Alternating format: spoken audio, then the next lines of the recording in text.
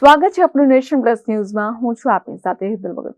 વેરાવળ સોમનાથ સ્થિત ગાયત્રી શક્તિપીઠનો પાટોત્સવ ઉજવાયો છે, જેમાં શક્તિપીઠ સ્થાપનાને 32 વર્ષ પૂર્ણ થયા છે।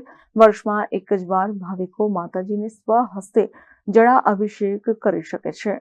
ગીર સોમનાથના વેરાવળમાં ગાયત્રી શક્તિપીઠનો પાટોત્સવ ઉજવાયો છે। શક્તિપીઠ સ્થાપનાને 32 વર્ષ પૂર્ણ થયા છે, જેમાં વર્ષમાં એક જ વાર ભાવિકો માતાજીને સ્વહસ્તે જળાભિષેક કરી શકે છે।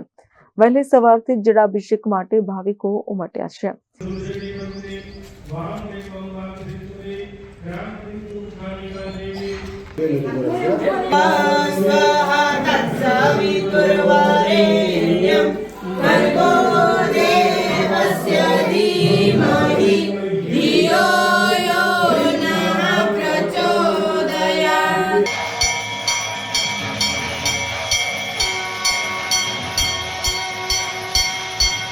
જેમાં માતાજીને સ્વહસ્તે દિવ્ય જળાભિષેક કરી ધન્યતા અનુભવી છે।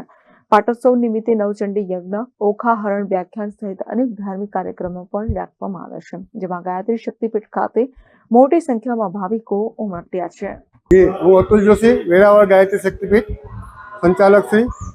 આજરોજ ચૈત્ર સુદ 13ના દિવસે આજે ગાયત્રી શક્તિપીઠની જે સ્થાપના થઈ એ 32 વર્ષ પૂરા થઈ, 33મું વર્ષ બેઠું છે।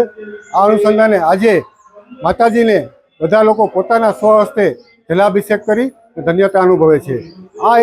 આ લાભ વર્ષમાં એક જ વખત મળે છે બધાને, કે ગર્ભગૃહમાં જઈ માતાજીની ઉપર જલાભિષેક કરી ધન્યતા અનુભવે છે। તેમજ આ 32 વર્ષ પૂર્ણ થયા એ પાટોત્સવના દિવસે આજે નવચંડી યજ્ઞનું પણ આયોજન કરવામાં આવેલ છે અને છેલ્લા 3 દિવસથી નવચંડી ઉપર વ્યાખ્યાન ચાલુ અમારા જે શાસ્ત્રી શ્રી છે ગોપાલચંદ્રજી વ્યાસ એ છેલ્લા 3 દિવસથી નવચંડી ઉપર વ્યાખ્યાન આપી રહ્યા છે।